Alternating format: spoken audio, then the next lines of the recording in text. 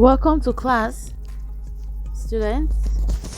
In today's class, we are going to discuss the legitimate trade. And under this topic, we will talk about the general nature of the legitimate trade.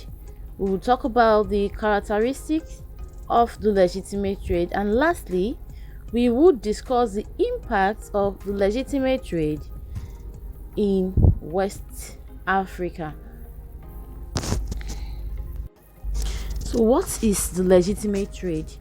The legitimate trade was also referred to as legitimate commerce, and it was a term that was coined by the British to refer to the trade relations that existed between the Africans and the European powerhouses immediately after the abolition of the slave trade. This trade is called the legitimate. It is also called legal or legit, which means that it replaced the illegal or the illegitimate trade, which was slave trade. The items involved in these trades were not humans, and the items were raw materials from West Africa like peanuts, cocoa, ivory, and palm oil, which were exchanged for manufactured goods from Europe like guns, cloths, drinks, mirror, just to mention but a few. With the abolition of slave trade, Britain also turned their interest or their attention to the trade in palm produce and forest products. Ikot Abasi has been noted for its rich production of large quantities of palm oil in the hinterland. Attracted by this and the prospects of Egwanga and Opobo as an important seaport, the British, the French, and the German firms established their factories on the river side, with some moving in from Bonny. Let's talk about the aim for establishment of the legitimate trade. Number one we'll discuss today is that it completely replaced the slave activity. Another one is it enhanced the production of raw materials to feed European manufacturing industry. Number 3, the establishment of European strong markets for their manufactured goods.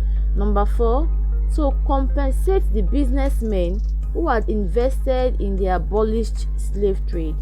Number 5, to provide work for freed slaves, that is, enslave them on their own land, Africans, in production of raw materials. Features of the trade. Number one feature of the trade is that the involvement between European merchants and African traders was mainly along the Niger Delta coasts.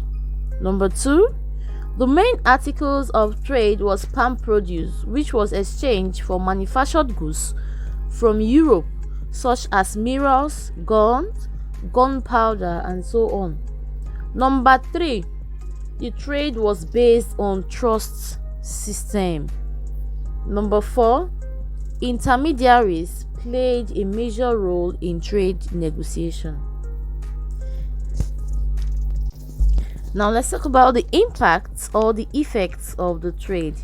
Number 1 is that it led to the rise of new men who emerged in the palm oil trade. For example, Jaja of Opobo and Nana Olomu of Ichekiri land. Number 2, the trust system that resulted from it became a source of conflicts. Number 3, the new cities became prominent trade centers, for instance, Opobo, Bonny, Calabar, and so on. Number 4, it led to colonialism in Africa.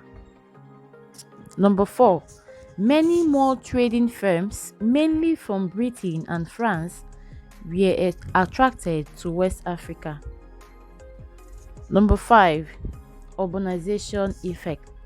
Now, following the growth of legitimate trade, many new trading ports and stations in the interior were established to accommodate the activities of legitimate traders. These later grew into bigger towns. For example, Onitsha and Lokoja town became very famous in West Africa as a result of legitimate trade activities. Number 6, it enhanced the importation of European products and articles, which changed the African way of life. For example, the dressing, eating, housing, and so on. And it also killed the development of African arts and crafts.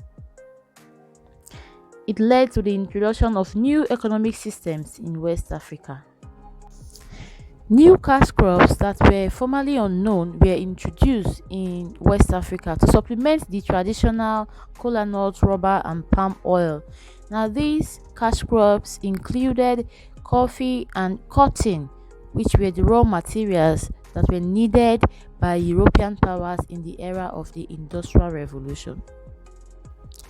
It made West African chiefs and their subjects to change their living habits.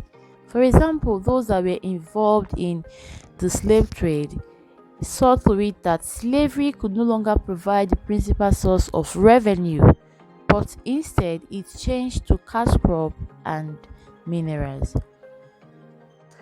The legitimate trade left West African economies tied to those of Europe, and it created a dependency as they determined the nature of West African products and their prices, and at the same time determined the type of manufactured goods to be imported with their prices to West African. Now, this situation has incidentally persisted to stay even in neo-colonial Africa. With this, we've come to the end of our class for today. Goodbye and stay safe.